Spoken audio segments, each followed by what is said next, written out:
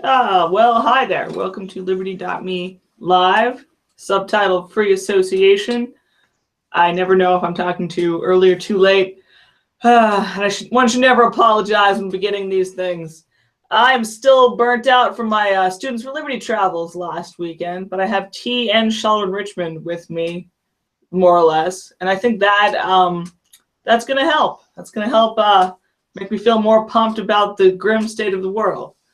And I've got Sheldon, and you've got me, and I think we could, if you want to start us off on today's topic, I wouldn't mind. This is another good news. This is another good news program. Oh, well, that's right. I forgot. It is good. Good-ish. Progress. Yeah, because yesterday, a judge, not a judge, but a magistrate, a federal magistrate, which I learned from reading about this, is lower than a district judge. Wasn't quite aware of that. I didn't quite know what a federal magistrate was, but he ruled, James Orenstein, his name is, New York, I believe, ruled in favor of Apple on a case involving the government's wanting to have Apple break into a phone, which belongs to a guy who I believe is now pleaded guilty to a drug charge. At first, before he pleaded, the government was pressing Apple to help them break into his Apple 5, so it's not the latest model. Apple didn't want to do that, so a great opinion, which you can read excerpts from, but also you can links to the ruling itself if you want to read the full thing. At Glenn Greenwald's The Intercept, I just put the link up there. Great analysis as well as quotes from the judge himself, but great analysis by Greenwald. And it says some wonderful things, really great things.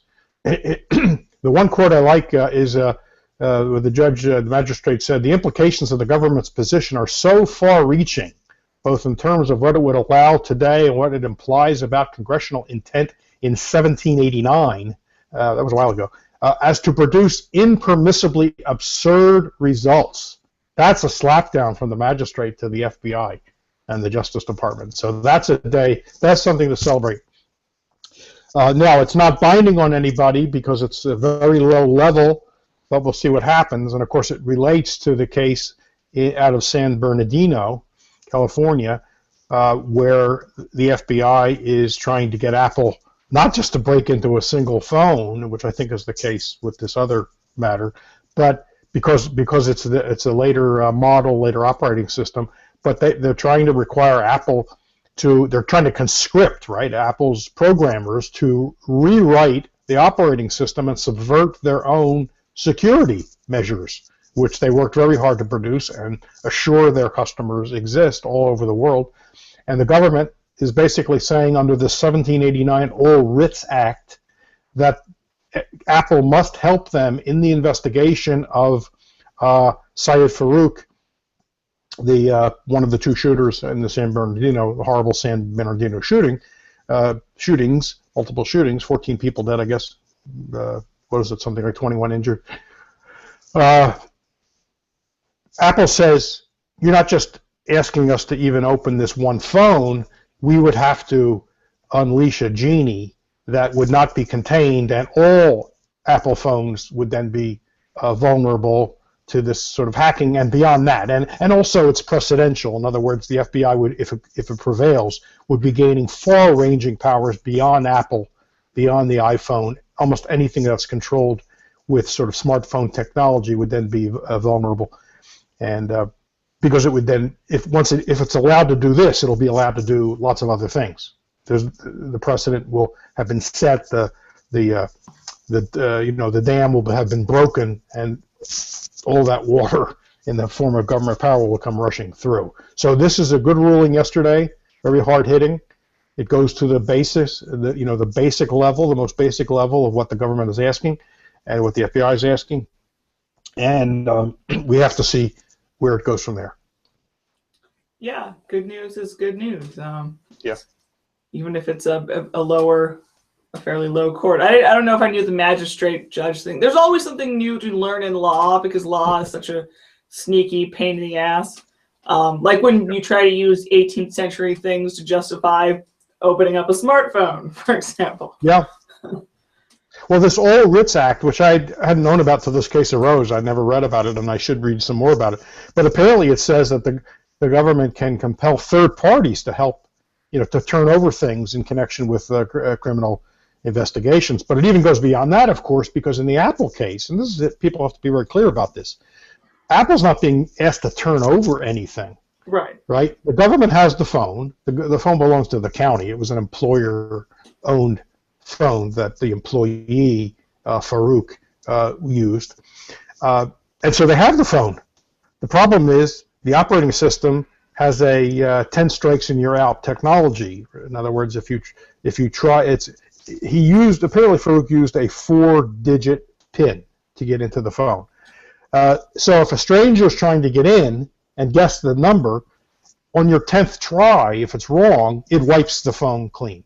So anything on the phone is gone, in the memory is gone. So the government wants the FBI wants Apple to rewrite the operating system so that it can get rid of that 10 strikes and you're out mechanism.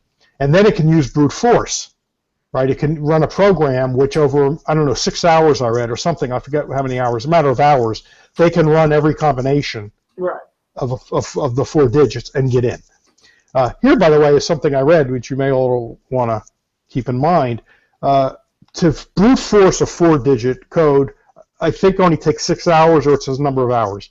However, if you change that to simply a alphanumeric 6 or 8 alphanumeric code, not 4 digits, not 4 numbers, but a mix of numbers and letters that are 6 or more, or 6 or 8, it takes 22 years or something like that.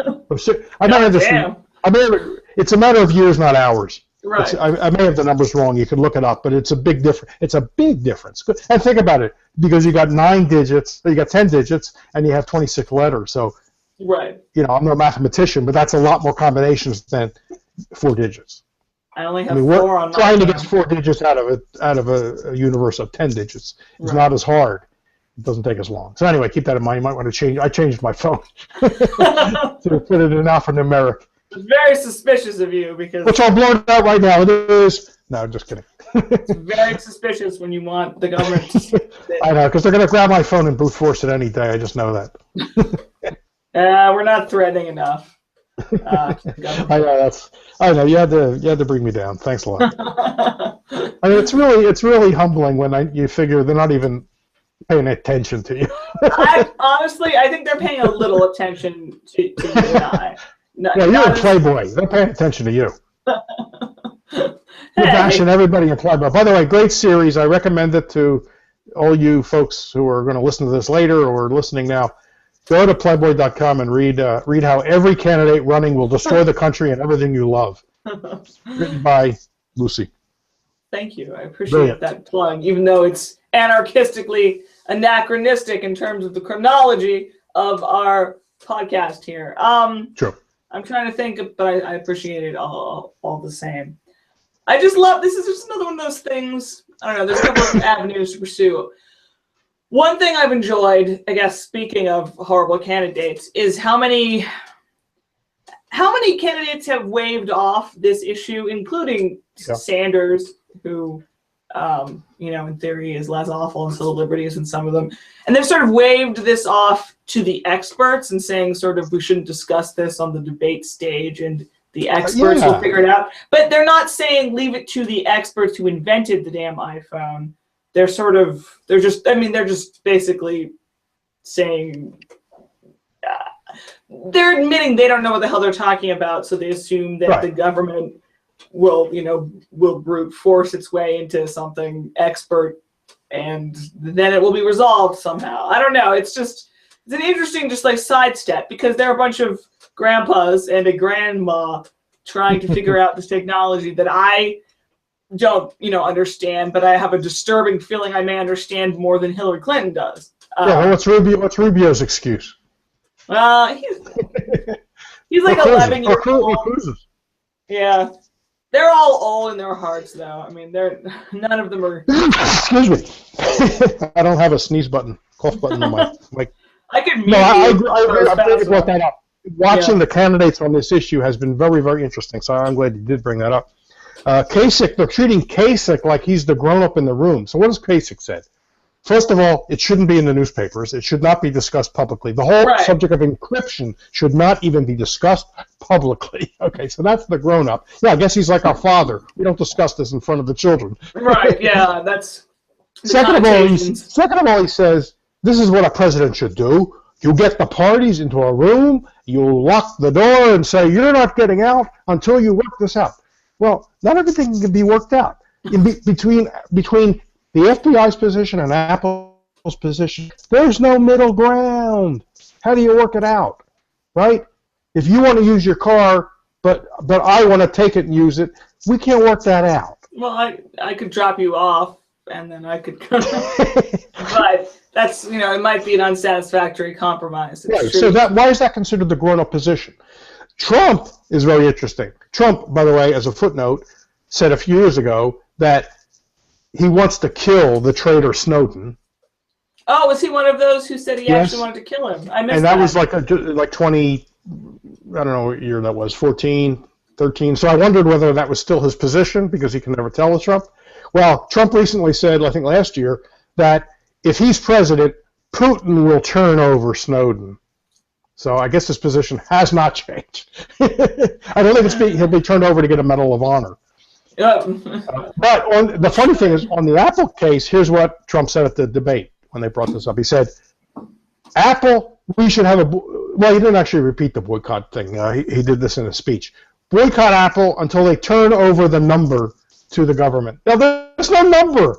It's not like they're holding some number. He acts like they know the numeric code, and they just won't give it up. He doesn't get that. They don't know the code. Nobody knows the code. Only the owner of the phone knows it, unless the owner tells somebody else. But Apple doesn't know that. That doesn't exist anywhere in Apple's facilities. Right. It's in the phone, and it's in the head of the person who, like I said, who came up with it, and whoever he might have told, which is probably nobody. Right. So it just shows you how ignorant they all are. Was it Rubio at first tried to sound sort of, well, on the one hand, but on the other hand, and then when he heard about it from people, he decided, no, that's not a strong enough position, so he came down against Apple. And, of course, Cruz is against Apple, and everyone is against Apple. Well, we don't need to talk about Bush. He's gone, but he was against Apple. So nobody has... Clinton and Sanders both vaguely alluded to some sort of middle ground between privacy and safety, which... Yeah, but that's way too abstract. Right. What about this case, right? I mean, that's what they said in response. That's what they said in response to this case, because nobody understands or wants to talk about it or come out with a bold stance in favor of this kind of thing. Right. And the other thing we have to discuss is that we can't, the FBI, et cetera, can't be trusted in terms of what they say they're asking for and what Apple says they're asking for, because there's a huge difference, and there has been, between those two things. Tim Cook had that whole letter about the repercussions, as he sees it, of what the government was asking for. Right. And they're just trying to plead that they know what they're doing, that it wouldn't endanger every other iPhone, and wouldn't endanger the security and the fact that, all the operating systems are now encrypted. And as you say, there is no, key locked away in Apple's vault somewhere.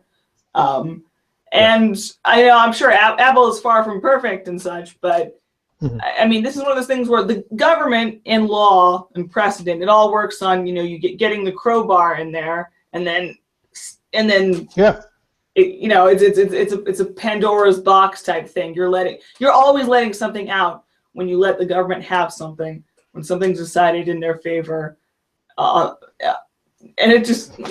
Yeah. And the government has a bunch of other cases that, if they can get this crowbar in there on this case, then they're ready to pour through the doorway with all their other cases. That obviously will not be the end of it. It'll just be the beginning.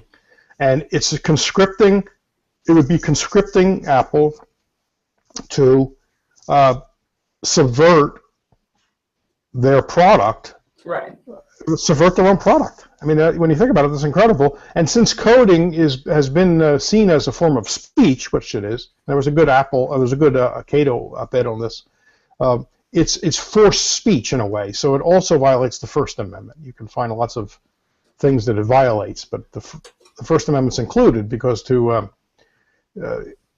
coding is expression, and they're forcing it to say something they do not want to say. Right. Yeah, and not supposed to be allowed to do that. I didn't even think in those terms. I know that there was a decision a year or two ago with the thumbprint unlock for iPhones, and I know that it's easier to compel. A judge ruled you can compel a thumbprint because it's just a thumbprint, but punching in a code is sort of, there's a very specific, it's like, this is a biological sort of fact, data of you is just a thumbprint, the way they take people's fingerprints and things. But actually compelling a password, it's harder for them to do that. I don't know. It's hard to keep track of this sometimes because you have different judges ruling on different things. And you do have, again, you have people swearing that there'll be different connotations to this. And I know that I don't trust the FBI when they swear that it can be some sort of minor thing. Right. Also keep in mind, of course, in the case of the San Bernardino shootings, presumably they have the two people who perpetrated the killings are both known and dead. Mm-hmm. So it's not, they can't even claim we're trying to track down the killers. Right. There doesn't seem to be evidence that they had contact with any organization. That seemed like that was ruled out pretty early. And I read on one of these security experts' sites that he gave 10 reasons why they aren't likely to find anything on the phone anyway. Right. He stopped the backup of the phone. Farouk did. Is that his name? Syed Farouk? I think that's the name. Hope I didn't get it wrong. I think a month earlier he stopped the automatic backup to the iCloud, and they didn't find anything on the iCloud. But he didn't stop the monitoring of the phone. There's I'm not an iPhone guy, but there's a feature called track my iPhone or something like that. So his employer could be tracking the phone. He didn't turn that off, even though that's on the same screen as the stop the automatic backups to iCloud. And if he knew to do the one, why didn't he do the other? There are a lot of signs that he didn't seem very concerned that there'd be information on the phone, which might mean there's no information on the phone. If he was only communicating with his wife, he probably wouldn't have been using the phone for that, or didn't need to be using the phone because they were in close proximity. So this guy's convinced that they're probably not going to find anything anyway. The other thing is the FBI in the county changed the password of the phone after the shooting. I'm a little puzzled by this. I haven't seen this explored very well. If the county changed the password, why doesn't the county know the new password? And then all this would be moot, right? Yeah, the county would give the password to the FBI, they'd open up the phone, and they'd see if there's anything in it. So I don't understand what's going on with that. If they changed the password, they would know it. They didn't write it down. I missed that, so I'm not sure. Yeah, I'm puzzled because I don't see that addressed by anybody on either side of the issue. At any rate, the FBI says they can't get in, so I guess they can't get in. So a broader look at this subject, what always comes to my mind, is that people who are against encryption, I don't know, they'll allude to it being like, what if there was a trunk that you couldn't open or a locked door that you couldn't open? Yeah. And I don't know, like legally, I don't know if there was some sort of door that could not be opened by anyone except for I don't know. There's this sense that encryption is something different, and it's because they're afraid of it, and they're afraid of it getting a foothold and getting some legal precedent to protect it being a right. That's all. That's all. I have such a cynical response to this because it really is. It's a fight. It's a very specific fight about preventing this privacy tool from getting anywhere. And because it's electronic, I think you're right. It's easy to scare people. You had Comey before the Congress saying, we go dark because of right, exactly. This scary sounding thing. Oh, we're in the dark. Look, at first there was all kinds of fear that the perpetrators of the Paris violence had used encryption, and then I think it came out that they hadn't used encryption. Right. They also said they were using an Xbox or something, and that turned out not to be true. But also, even if the government were to crack down on encryption and demand that the companies provide a backdoor, which is what they've been asking for and still want. There's open source encryption that is not owned by anybody and not run by the big companies. So if people wanted encryption, they would turn to that, and there's no way to get a backdoor. You can't legislate a backdoor to that because it's open source, and it's not people you can control.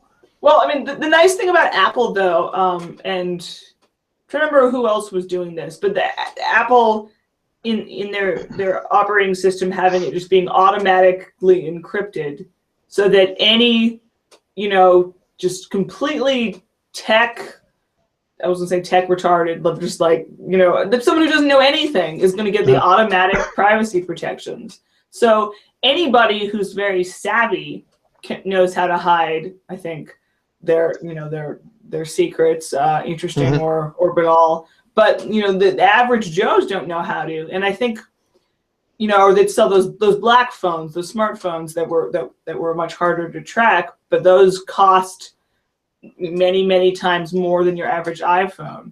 Apple actually providing privacy encryption as this easily purchasable consumer good, I think, is such a positive thing, because the masses don't necessarily need to fight for their right to have encryption. They simply need to want their iPhone. I mean, what we need is to make it worth the company's while to actually fight for this. And people don't fully grasp.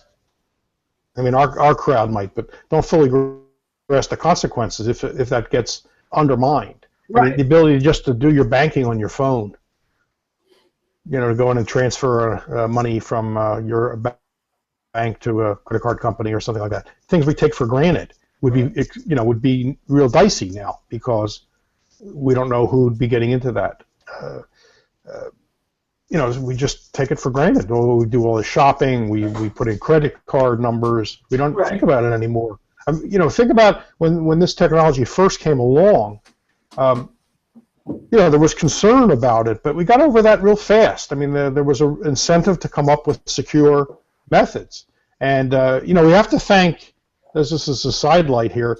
We have to thank the pornography industry for this. I mean, one of the unintended benefits beyond users of beyond consumers of pornography is the fact that we all have secure financial dealings on the internet, because they had the first and very strong incentive, because they wanted to be able to sell stuff online, and people wanted to know that if they put the credit card in, it was secure. So before anybody else, when e-shopping was still like a dream in some people's minds, the porn industry was out ahead, and we all benefited because of that. Because people were able to copy it, right? Then people who made everything else, shirts and shoes and eyeglasses and anything else you buy online now, copied that.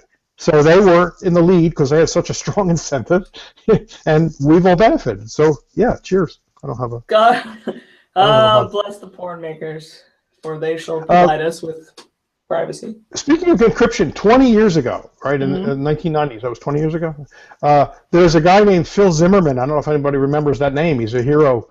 And his name deserves to be better known. He wrote a program, this is before smartphones now, but people wanted to easily encrypt their email. And he wrote a program called Pretty Good Privacy, PGP.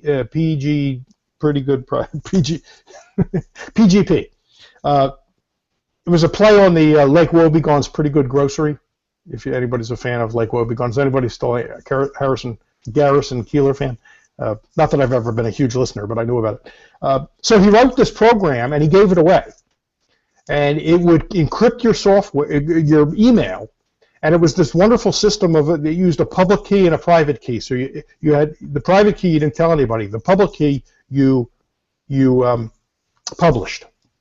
And then, so if I knew, I would know your public key because you'd published that, and so I could then send you email in totally encrypted. If anybody else saw it, it looked like gibberish. But since you got it, the program would automatically turn it into legible. And so that was the beginning of that, because, well, it wasn't really the beginning. It was the beginning of accessible encryption that anybody could get their hands on and use. Otherwise, encryption was very complicated, and you needed to be an expert. But he brought it to the masses, and the government went after him. The Clinton administration went after him because they claimed he was violating the Export Act because he had the code on his website. They said, wait a second, anybody outside the country can get that. That violates export control. And so they made him take it down. And some people put it on their T-shirts saying, First Amendment, I can wear this code on my T-shirt. Wow. It was a great story. I didn't know that. Export, that's bizarre. Look up Phil Zimmerman, 2 N's at the end of his name. 2 M's and 2 N's. Yeah, I will, certainly. Yeah. I don't know what I haven't heard his name in a long time. I wonder what he's doing. But anyway, yeah, he was at the beginning of these fights who was trying to make encryption for us all, for the rest of us. I mean, speaking of other countries, there's of course the sort of almost more broadly accessible to the type of person who might say, well, if you don't have anything to hide, is the argument that people in foreign countries with even worse governments also, Apple, etc., should not be having these backdoors because we don't want that's the good thing about, I'm sorry, there's nothing we can do to help chase down that particular dissident because we literally can't help you with that. Especially when I was going to say servers are sometimes in other countries, which complicates the legal issue here. But basically, there are people in much more dangerous countries where it's dangerous to run your mouth off the way we are right now, and giving the horrible people no recourse or fewer recourses into actually figuring out what and how they're communicating. That seems pretty nice. But then when has the FBI ever cared that much about people like that? Well, and I conjure up scenes that remind me a little bit of Atlas Shrugged. Remember John Galt's they're torturing John Galt. Tell us how to fix things, and they keep like shooting. What is it? I have 100% never read Atlas Shrugged. I will tell you that.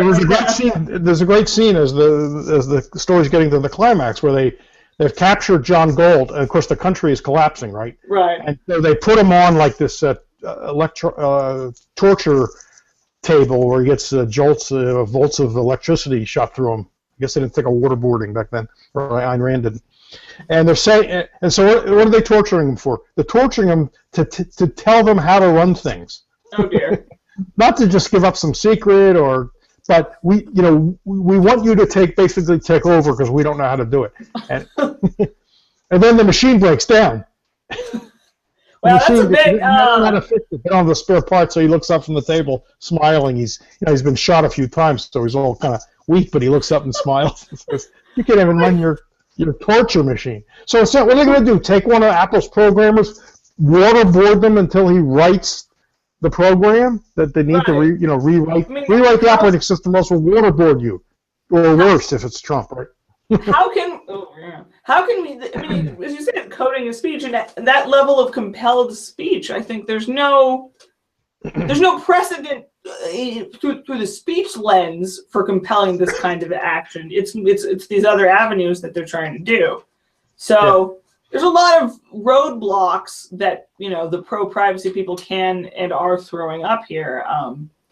I didn't realize, by the way, that almost makes me want to finally read Atlas Shrugged because, my God, Ayn Rand wasn't one for subtlety, was she? That's kind of that's cracking me up a little bit. I feel like I should probably read Atlas Shrugged one of these days. Well, I think the somebody from the early circle, when she was still writing it, she'd be telling what they called the collective, the group around her feet, about bits and pieces of the story. And at one point she says, at the climax, the bad guys are torturing the hero. And they're all sort of disappointed because it just seems so cliche. Like, what? Because they wanted him to give up, some information? No, they wanted him to take over, run things. But he refused to do it. So they all said, that's our Ayn.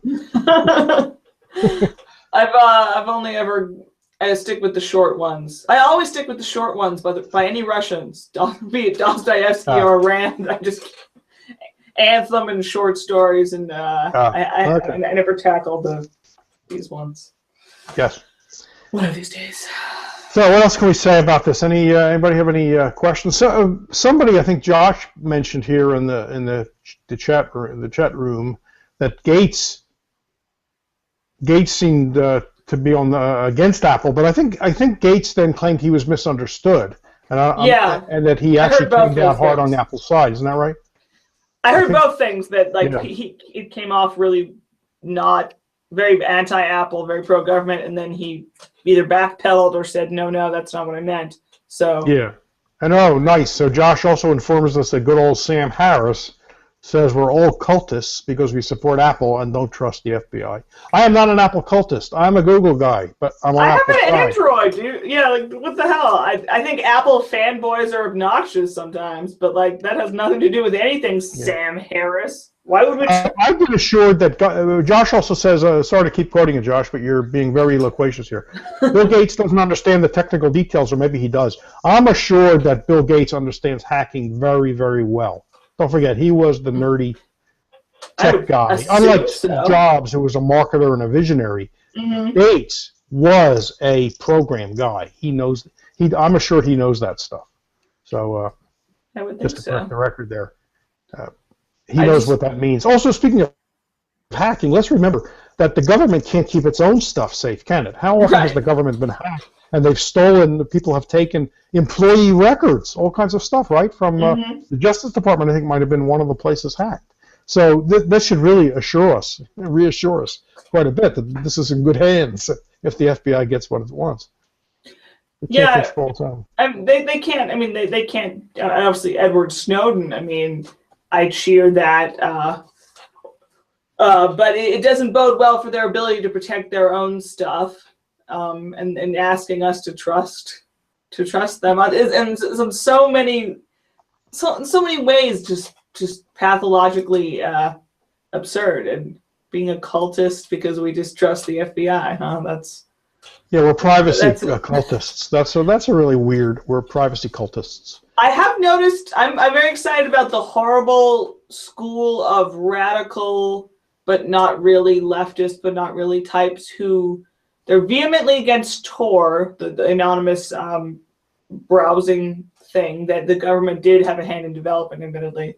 They hate Snowden, and there's something, they're actually sort of anti-anonymity, and they're also anti- people like us and basically anybody who supports anonymity and thereby might slightly trust Apple, at least let's say be rooting for Apple when it comes to Apple or the FBI. And there's this really awful breed of person that you'll encounter on the wide internet who just, I don't know, they're the ones reading Mark Ames articles and stuff, and they're atrocious. I'm kind of intrigued by them because they're so awful on nearly every issue, and they're really just fundamentally not for privacy, because I think whatever their ideals are, their privacy doesn't make their list.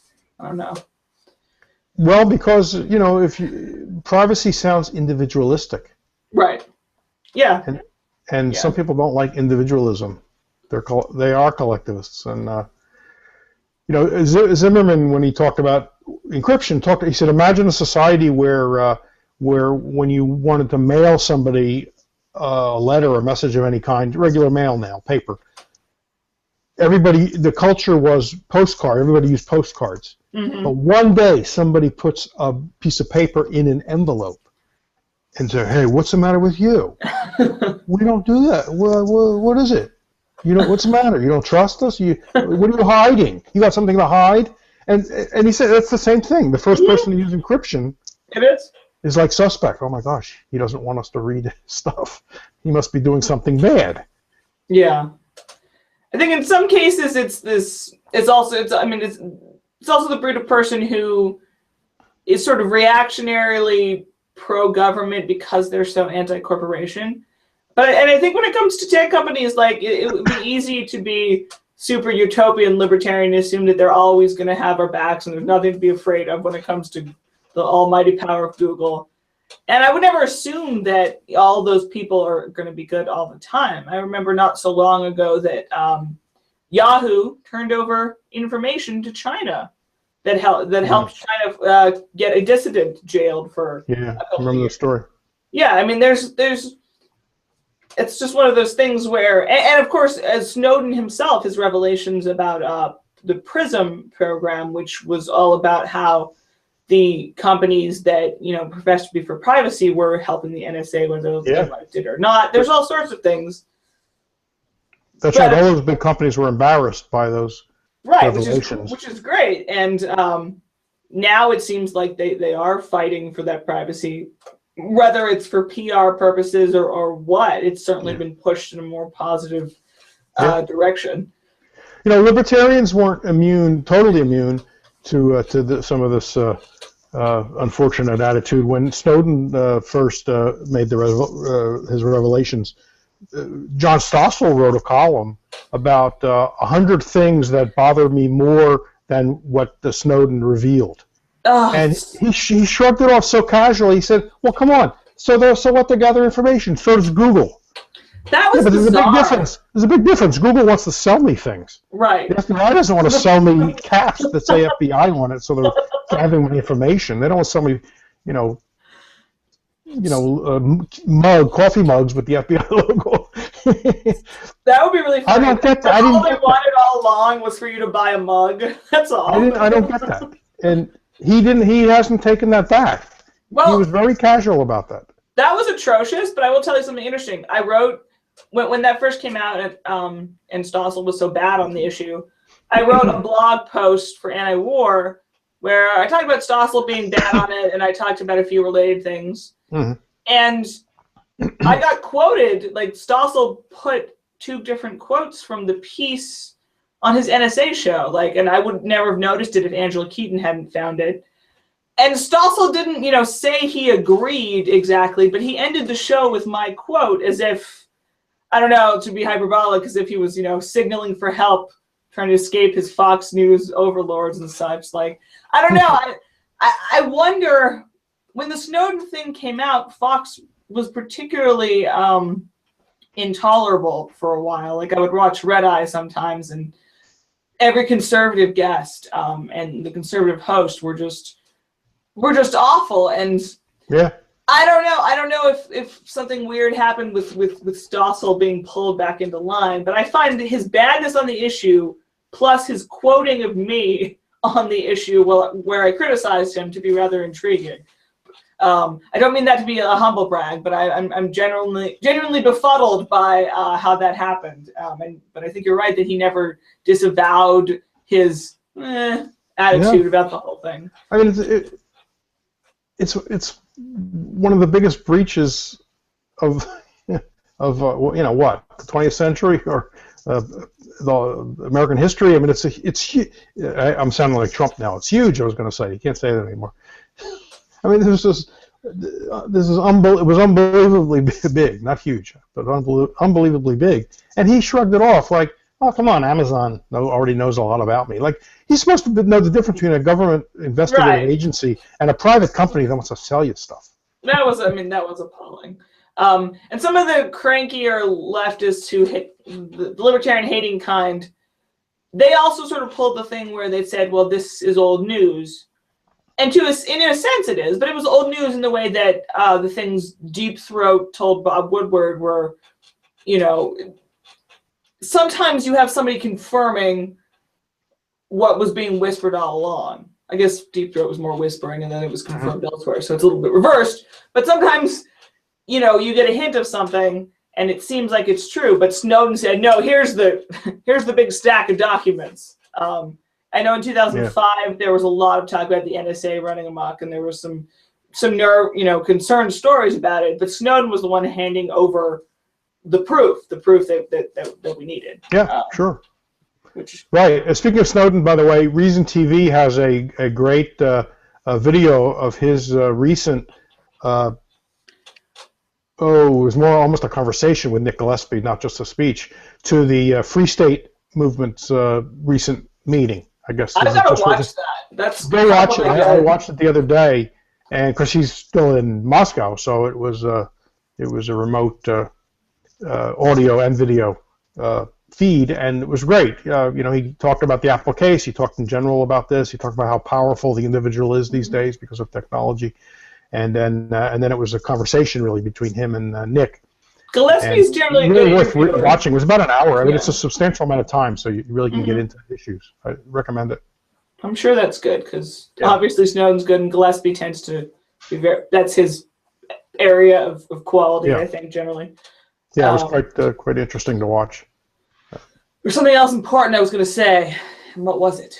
I'm really tempted. It's tangential, but I feel like I still wanted to tell the world how I watched a documentary about Daniel Ellsberg last week, and it was awesome. And whistleblowers are awesome. So, what's the name of this? Is this something new, or is this something that's been around a while? That's a good question. I think is this the most dangerous man in the world, or something? Yeah, in I've America. seen that. That's not brand new in America. That's great. It's not brand new, but it's it's very good. I watched it. I don't know, last year maybe. Okay. Yeah. I loved it, and I don't know. I think we need a whistleblowers day or something. Except considering all the I don't know. The usual honors are never that honor. You don't want to put Edward Snowden on the currency because that would feel insulting. So I never know how you should honor people like that. But Ellsberg just fascinated me because he figured out the way that nobody seems to, that just signing papers and figuring out how many bombs, even if he was uncomfortable with bombs, should go in North Vietnam, that he was actually culpable. And Snowden, Snowden figured out that he was involved in something that he thought was wrong. That's what, I don't know. That's what people do when they figure out that they're helping something dreadful. Yeah, and think of the courage, of Ellsberg, because he didn't know what the consequences were going to be. He had every reason to think he'd just go to jail for the rest of his life. Yeah. And it turned out actually that what they'd forgotten to write a law that actually covered what he did, and so he ended up not going to jail at all. Lucky for him, but he didn't know that. Right. And he had to do it the old-fashioned way: Xerox hundreds and hundreds of copies of hundreds and hundreds of pages, right? Yeah, and there's just a great thing in the documentary where he talks about his kids helping with the process. His 13 or 16 something year old son helped him Xerox, because back then Xerox machines were not, they were not nearly as easy to find as they are now. And then his little 10-year-old girl was like, I want in on this, so she would help cut the top secret thing on the top of the documents. I was like, that's the best thing ever. Yeah, well, Snowden had it easy. He just put it on a compact disc, right? It was called, it wasn't marked on a Beyonce or something. I forget what it was. Chelsea Manning did something with. Oh yeah, maybe I'm confusing the two. She used a Lady Gaga CD or something marked with that. Yeah. I forget. I'm confusing the two. Yeah, Snowden's details of I don't remember. Well, these days with a flash drive, which can hold an amazing amount of data, you just need to plug it in, download it. You're out of there in a few seconds. I'm going to assume computers at various places do not have USB drives or things like that, where it's that easy to. If you're trying to be keep your secrets on computers, you don't make it that easy for people. I don't. Well, the government isn't that competent, really. That certainly is true. So this must really worry, the FBI, the people who were involved in this stuff, secret people, the NSA people, and because what's the point Snowden was trying to make in this talk was how powerful we all are. Think about how much computing power we carry in our pockets, on our persons in little package. It's astounding, and the ability to communicate secretively is astounding, and the government knows it's losing control. Yeah. They're trying to grasp on, but they're having trouble. This ruling yesterday is one more roadblock to it. Let's hope it doesn't prevail. But even if it were to prevail, other alternatives will pop up. Like I said, open source encryption. It's not the end of it. They can make it tougher, but they can't stop it.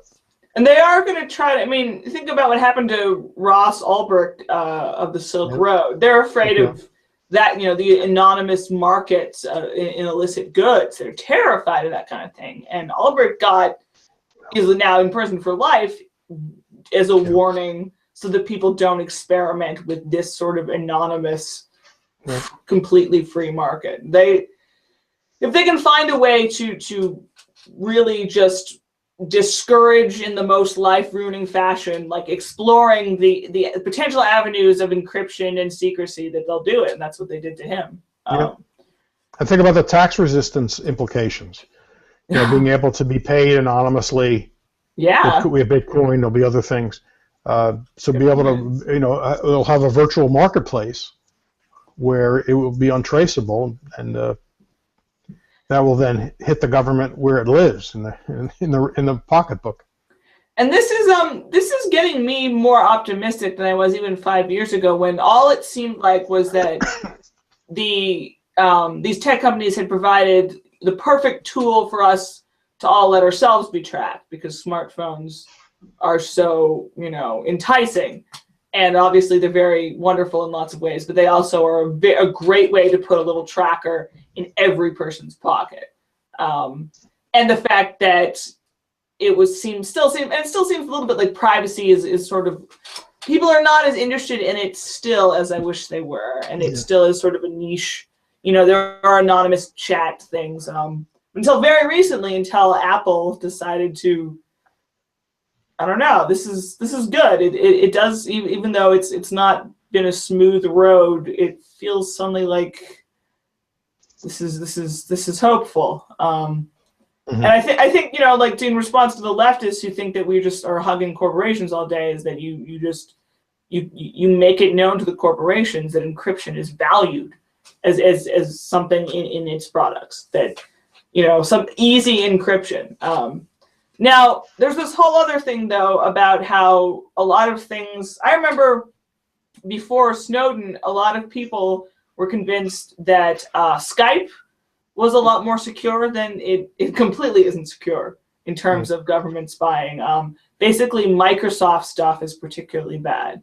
And Skype, you know, privacy, very smarty pants privacy people before Snowden had his documents were saying that they thought Skype was pretty good, and it turned out to be completely the opposite. So there's always the question of whether you really know, you know, whether there isn't a backdoor somewhere or some kind of access. Right, that is a danger. I mean, some people have said that Apple's already provided the backdoor. You know, have you seen any of that stuff? This is all just show. Apple trying to, you know, protect its brand, but it's all a done deal. I'm not convinced of that. I mean, I've been reading some of these security experts who don't seem to think that's true. I mean, they think there's a real fight here, and Apple has to be supported. So I'm not convinced. But I know when the story first broke, you heard people saying, don't believe that. They've already provided it. Government has everything it needs already. But Apple's they just arranged with the FBI to let them put on this show to protect themselves. And you know, I don't immediately dismiss something like that. Yeah, I wouldn't either. Happen. You're not going to know, but. And you're not going to know, and I don't, again, the population at large, I don't know if there's been, you know, like Gallup polling or things on how much people value this kind of privacy, or,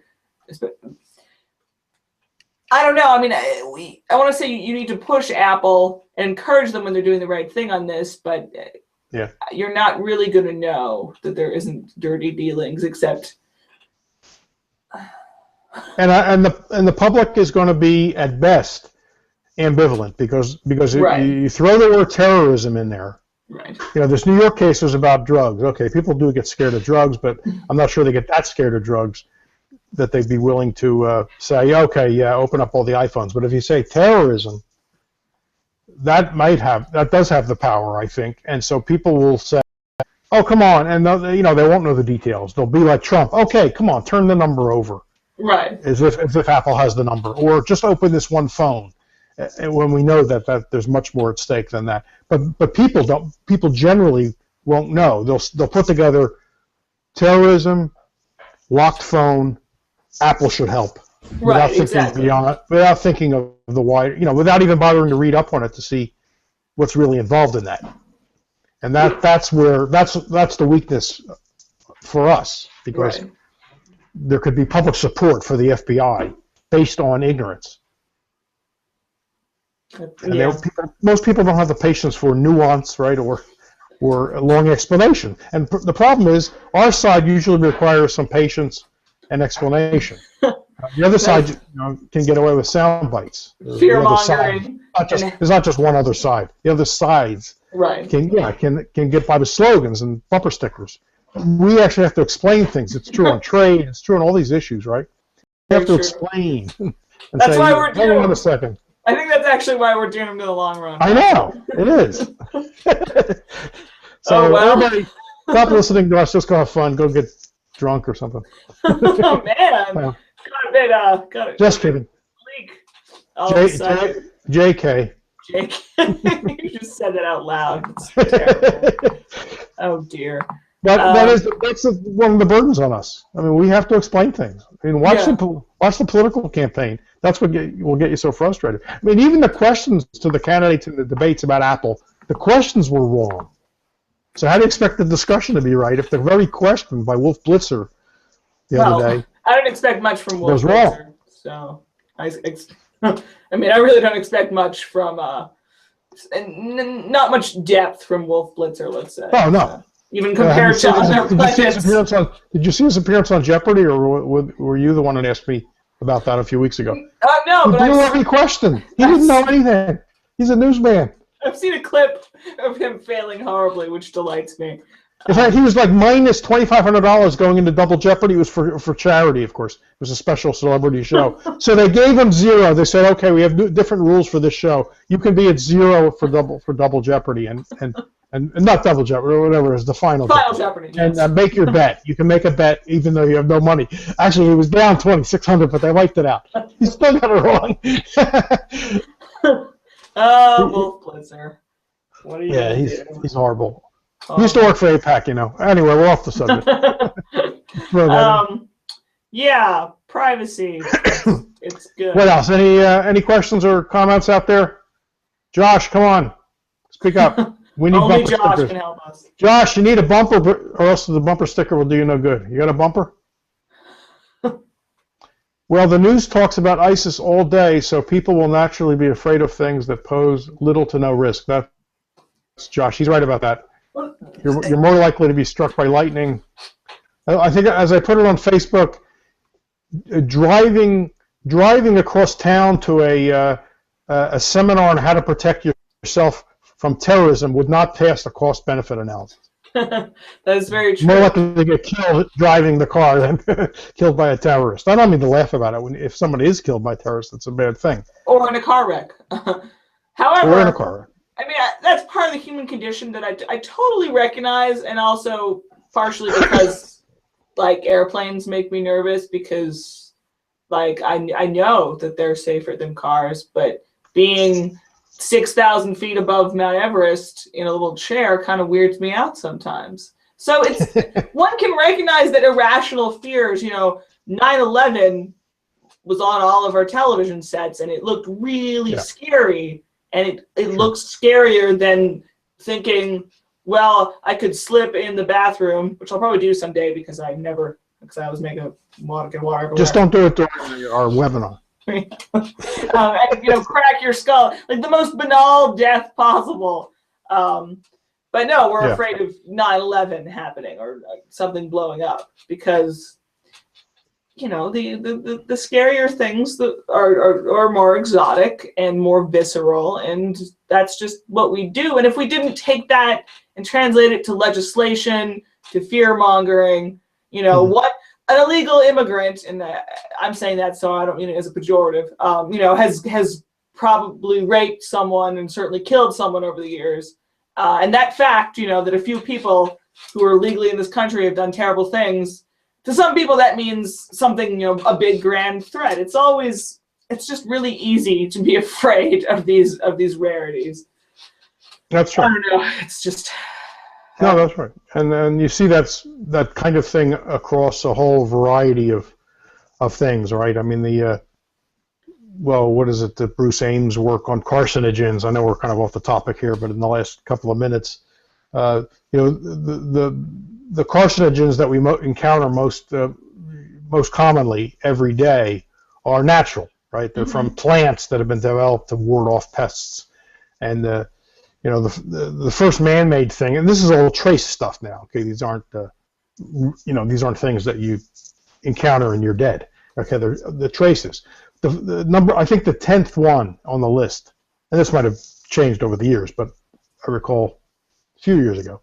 You got to get to number 10 before you get to a human-made trace carcinogen in the environment. The first 9 or 10 are all products of nature, evolution, mainly plants, again, trying to protect themselves.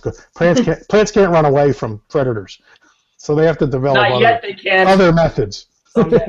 Someday they'll learn. Oh, that's going to be a scary world. Plants running around. So something about Day of the Triffids, isn't that? I think they just make people go blind, though. They're evil plants. There's a whole thing. It's British. It's not important. Yes, but you're right. Humans are horribly irrational and encrypt all your iPhones, and the FBI is terrible, and I feel like that's something. And Josh has a question here in the closing moments. Do you think if Apple wins this case, the FBI will get its way? In the end, is the case just postponing the inevitable? Well, I don't know. I think it can't get its way in the end because of open source. The open source software and encryption industry, if I can call it an industry, is really important. I mean, think of all the powerful free stuff there is out there that people are writing. It really puts the lie to the whole IP case, right? That you need this for innovation. We need to encourage innovation. So we have, and encryption is a bit. I mean, I haven't explored this personally, but there's apparently a lot of open source encryption. So if the government clamps down on the big companies, there will be other methods. And, so I guess it doesn't win inevitably. It's just another thing that has to be fought endlessly. I think there's no time in the future when people can kick back and relax and know that encryption has won. It's going to be sort of an endless fight, and it is going to require either Apple wanting the PR of making these fights, or for consumers to demand it, or for these other things. But it's another thing that comes down to faith in human ingenuity and in government incompetence. I mean, knowing that there's even a few people out there who are always going to be looking for the next step in how to make things secure and secret. That's all. So it's just another thing, another endless fight. That's all. Right. Do you have any shows to plug or not? Oh, I didn't see an email about that. I'm so disorganized. I guess not. Okay, well, we've done our hour. I'm sure in the last hour, when we've been away from the TV, Donald Trump has been elected president of the United States. Oh, God. So. And Hillary as his VP, just to make it really. He just decided, since he won so many primaries, to skip over everything and declare himself the commander-in-chief.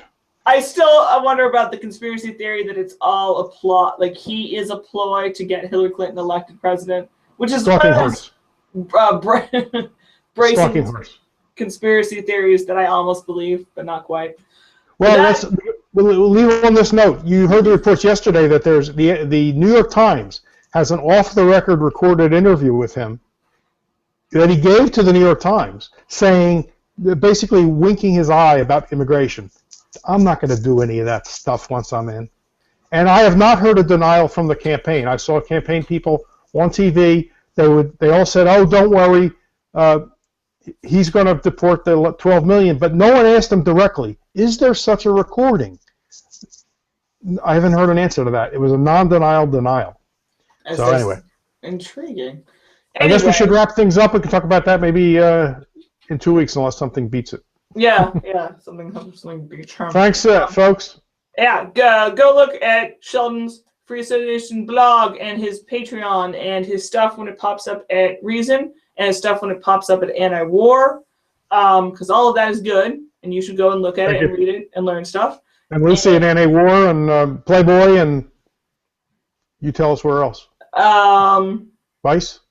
Nothing lately. Far in the pipeline, other things hopefully, but I'm still. Okay. I finished my candidate series that Sheldon so nicely plugged at Playboy, which is sort of hard to find because Google doesn't like the formerly pornographic Playboy. But if you look for my name for writers on Playboy, you should be able to find the series. And if I say this to myself, that's great. It was fun. That's a coup. That's a coup. Excellent. And I'll be back at Anti-War so that Eric Garris can stop tearing his hair out and things like that. Angry with me. All right, and we'll be back in a fortnight. All right, thanks. audience. Thanks, And everybody. Thanks, Sheldon. It's always good to see you here in the internet land. Same here. See you Bye. next time.